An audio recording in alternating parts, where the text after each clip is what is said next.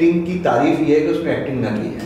वाह, मैं मानना चाहता हूँ आप एक्टर नहीं, मैं वैसी एक बात कह दी मैंने, आप इस पे आप ज्यादा सीरियस चाहत फतेह अली खान बदोबदी 28 मिलियन व्यूज, ये क्या है? ये जा रहा है हमारा मीडिया।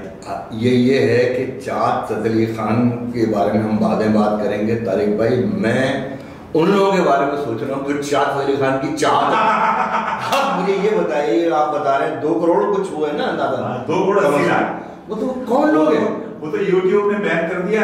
हाँ, वरना 3-4 करोड़ हो जाते। हैं। सलाउद्दीन अय्यूबी ये लोग सीरियल कर रहे हैं, ठीक है, और बड़े प्रोजेक्ट्स कर रहे हैं। तारीख से जोड़ना अपने देखो ना, ये हमारी जनरेशन को और नई जनरेशन को, मैं आपकी बात नहीं कर रहा, आप तो एक वक्त गुजार चुके हैं, आप बड़े भाई हैं, कुछ भी कह सकते हैं।